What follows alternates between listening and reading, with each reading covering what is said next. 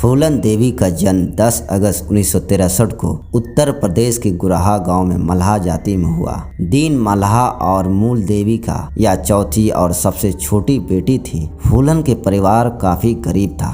आमतौर पर इस गांव की लड़कियां की तरह दब्बू और शांत होना चाहिए था, मगर यह एकदम अलग थी।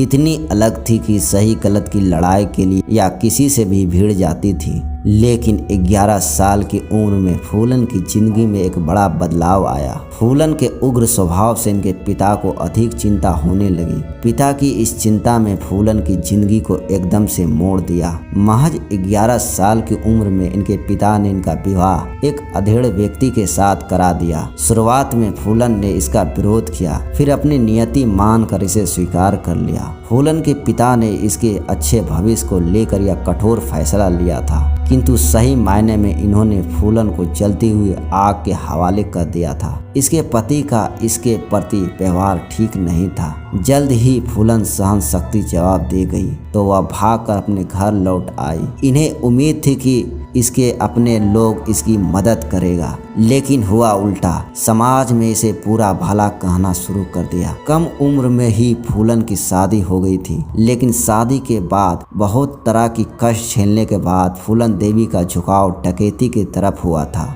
महज 15 साल की उम्र में फूलन देवी के साथ एक बड़ा हादसा हो गया, जब गांव के ठाकुर ने इनके साथ गैंगरेप किया। इस घटना को लेकर फूलन न्याय के लिए दर दर भटकती रही, लेकिन कहीं से न्याय न मिलने पर फूलन ने बंदूक उठाने का फैसला किया और ये डकैत बन गई। फूलन देवी का साथ ये हादसा यहीं खत्म नहीं हुआ। इंसाफ के लिए भटकती इस महिला के गांव में कुछ डकैतों ने हमला किया। इसके बाद डकैत फूलन को उठाकर ले गया और कई बार रेप किया। यहीं से बदली फूलन की जिंदगी और फूलन की मुलाकात विक्रम मल्हा से हुई। फिर दोनों ने मिलकर डाकुओं का अलग गैंग बनाया। डकैत गिरोह में इसकी सर्वाधिक नजदीकी विक्रम मल्हा से रही। माना जाता है कि पुलिस मुठभेड़ में विक्रम की मौत के बाद फूलन टूट सी गई थी। आमतौर पर फूलन देवी के डकैत के रूप में रॉबिन हुड की तरह गरीबों को रखवाली समझा जाता था। फिर फूलन ने अपने साथ हुए गैंगरेप का बदला लेने की ठान ली।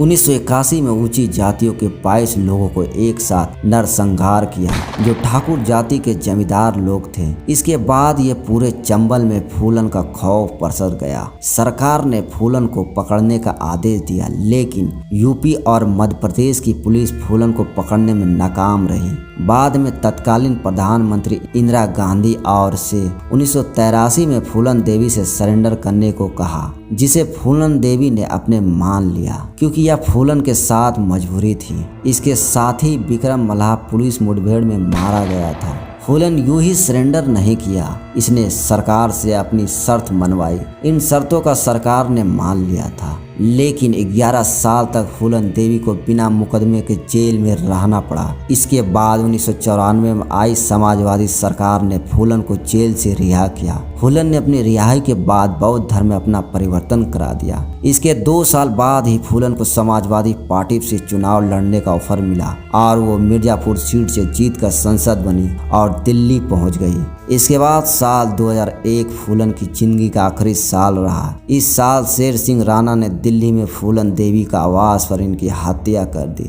धन्यवाद। जय हिंद, जय भारत।